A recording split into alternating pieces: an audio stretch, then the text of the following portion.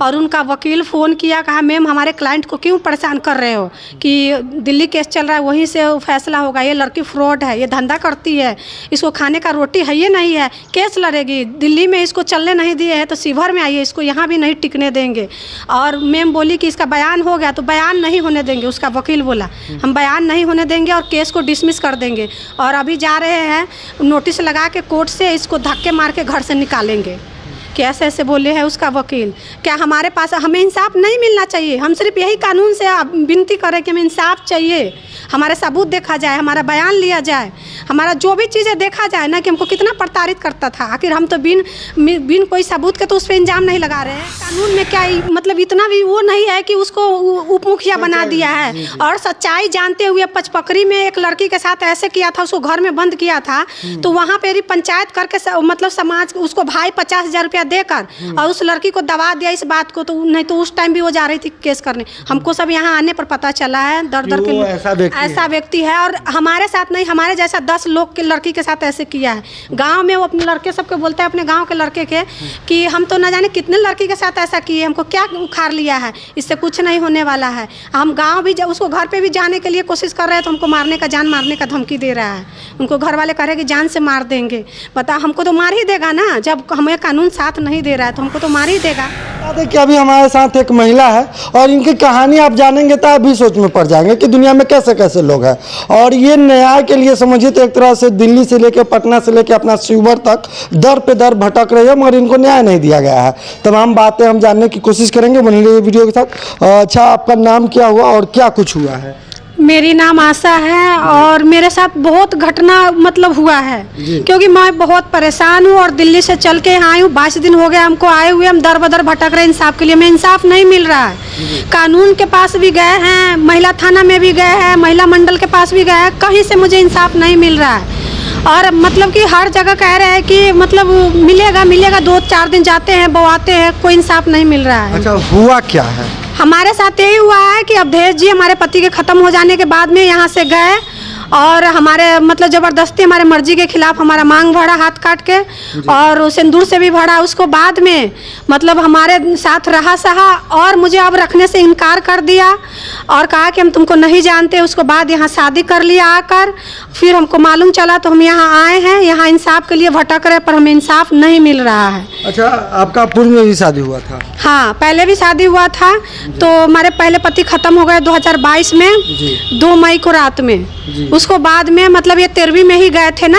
हमारे सगी सिस्टर का देवर है, दोस्तियाँ पंचायत के उप मुखिया है और वार्ड भी है। उसका नाम अवधेश कुमार है और उनका पिता के नाम महेंद्र शाह है। जो मतलब यहाँ भी आए हैं तो हमको पता चला है कहीं से बहुत यहाँ भी फ्रॉडगिरी वो करता था बहुत लड़की के साथ, लेकिन वो पैसा के बलबूते हर जगह भर भर के निकलता है। लेकिन ऐसा कब तक चलता रहेगा? किसी नारी को बार बार शोषण करके कैसे मतलब ऐसे कर करके निकलता जाएगा? आखिर इसके लिए भी तो कानून कोई बना है ना। अच्छा, आपके पति के गुजर जाने के बाद इनसे कैसे मतलब संपर्क हुआ? संपर्क यही हुआ कि ये मेरी दीदी का देवर है, ये वहाँ गए थे। संपर्क 2001 मतलब 20 से ही हुआ। वो मतलब कि गए थे ना, मतलब वो दिल्ली में मकान लेने, जब ही से हमारे इनका वातावरण होने लगा मतलब रिश्तेदारी के तौर पे। और 2021 से मतलब ये कहने लगा कि हम तुमको पसंद करते वगैरह वगैरह, लेकिन हम इस चीज़ को नहीं मानते थे, इग्नोर करते रहे। जब हमारे पति ख़त्म हो गए तो ये बहुत ज़्यादा हमको मतलब वो करने लगे और कहने लगे कि हम तुम्हारे बगैर नहीं रहेंगे, तुमसे शादी करेंगे, हम तुम्हें रखना चाहते हैं, तुम्हारे दुख तकलीफ हमको नहीं देखा जा रहा है। फिर वो मतलब 7वें महीना में गया हरिद्वार नहाने और दोस्तों के साथ रूम पे गया, यही सब कहने लगा कि हम तुमसे शादी करना चाहते हैं। हम बोले कि नहीं, ऐसे कैसे करोगे शादी? तो समाज के साथ करो, सबके बता कर करो। ऐसे तो कोई लोग मतलब देखते हैं सोशल मीडिया में बहुत लोग ऐसे करता है झांसा देकर और उसके साथ धोखाधड़ी करता है। हम इस चीज़ में नहीं रहना चाह रहे हैं कि आप मम्मी पापा के एग्री से शादी करना। दिसंबर में मेरी बहन की शादी, हम उसमें जाएंगे, सब बीच बात रखना, फिर हमको अपनाना। वो नहीं सुना, तुरंत उसी टाइम हाथ काट के मांग भर दिया और सिंदूर से भी भरा मांगा और हमारे साथ। फिर हम हार गए उस टाइम। हम कहने लगे कहीं ना कहीं हमारे दिल में भी ये सवाल उठने लगा कि अब तो मांग भर दिया और सिंदूर से भी भरा है तो पति तो हो ही गया, तो कहीं ना कहीं हम अपना जान जी सब चीज़ अपना दुनिया निछावर कर दिए उस पर और उनको साथ रहने लगे। फिर उसको बाद हमको मतलब धोखा देने लगा। यहाँ दोस्तियाँ पंचायत में एक सुनार कास्ट के लड़की है, उसी से बातचीत करने लगा। हमको पता चलने लगा, मेरी बहन बताने लगी कि 2 बजे 3 बजे रात के बात करता है, किससे करता है। मैं बोली मुझे नहीं पता, मैं कॉल करती थी 2 बजे रात के तो दूसरे कॉल पे बिजी रहता था। मैं पूछी किससे बात करते हैं तो हमको बहुत गाली देता था, प्रताड़ित करता था, कभी ब्लॉक करना नंबर, कभी स्विच ऑफ करना, बहुत ज़्यादा। हम फिर बहुत ज़्यादा डिप्रेशन में रहने लगे, परेशान होकर मतलब 2022 से 8वें महीना से हमको ये धोखा देने लगा। और फिर उसको बाद में 2024 तक यही सब चलता रहा, गाली गलौज हम सहन कर करके इनको भाई के, इनके मम्मी पापा सबको बता बता के थक गए। कोई इंसान नहीं सुना। हम गांव भी आने के बहुत प्रयास किए, नहीं आने दिया। इनको भाभी जो है एक वहाँ के बसंत पट्टी के है, वो भाभी बोली कि तुम यहाँ आओगी ना तो तुमको जान से मार देगा, तुमको चुरकी पकड़ के मारेगा, तुम यहाँ आ नहीं सकती हो।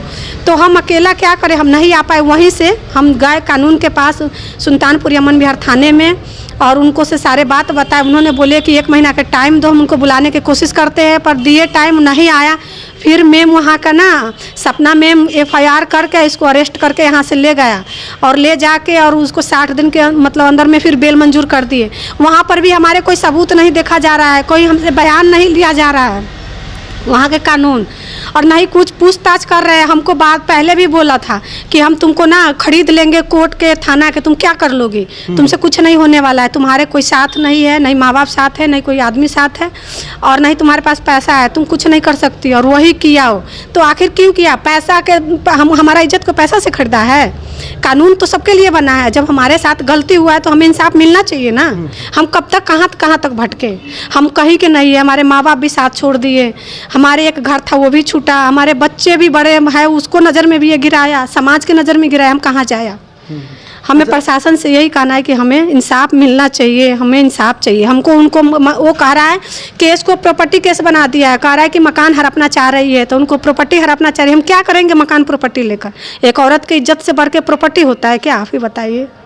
तो अब आप क्या चाहते हैं? शिवहर थाना में भी आप गए हुए थे? गए थे, वहाँ भी गए थे महिला थाना, तो महिला थाना पूछताछ किए तो बोले कि हम कोर्ट से ऑर्डर लेकर, जज साहब ऑर्डर दिए जब शादी किए, तो मैम बोली कि ऑर्डर दिए तो ऑर्डर का कागज़ होगा ना, सारे डॉक्यूमेंट्स लेकर आओ थाने पे।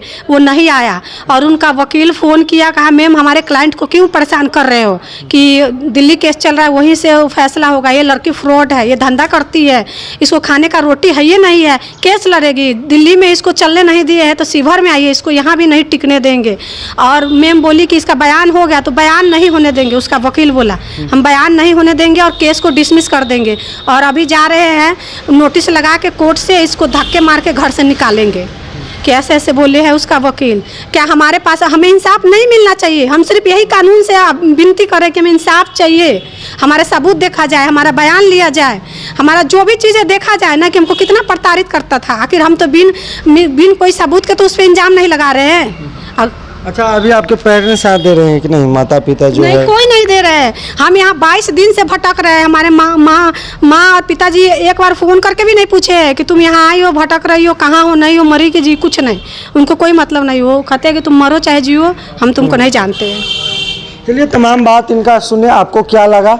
अच्छा, ये जानना बहुत ज़रूरी होगा कि आखिर बिहार में महिलाएं के साथ इस तरह हो रहा है, मगर कोई सुनने वाला नहीं है। आखिर ये कब तक दिल्ली जाएगी, पटना जाएगी, शिवहर जाएगी, कहीं कहीं समझना होगा। अगर इस वीडियो को अगर आप देख रहे हैं तो वीडियो आगे शेयर कीजिए, और आपको क्या लगता है आप अपनी प्रतिक्रिया जरूर दीजिएगा। और साथ ही साथ ये सीखने की भी सबक होगी कि आखिर इस तरह झांसे में देने वाले लोगों से सावधान रहना होगा। मतलब झांसे में रख के हमारे साथ एक किए, फिर भी मतलब बिहार के कानून में क्या मतलब इतना भी वो नहीं है कि उसको उप मुखिया बना दिया है। और सच्चाई जानते हुए पचपकड़ी में एक लड़की के साथ ऐसे किया था, उसको घर में बंद किया था, तो वहाँ पे पंचायत करके मतलब समाज उसको भाई 50,000 रुपया देकर और उस लड़की को दबा दिया इस बात को। तो नहीं तो उस टाइम भी वो जा रही थी केस करने। हमको सब यहाँ आने पर पता चला है दर के ऐसा व्यक्ति है, और हमारे साथ नहीं, हमारे जैसा 10 लोग के लड़की के साथ ऐसे किया है। गाँव में वो अपने लड़के सबके बोलते हैं, अपने गांव के लड़के के, कि हम तो न जाने कितने लड़की के साथ ऐसा किए, हमको क्या उखाड़ लिया है,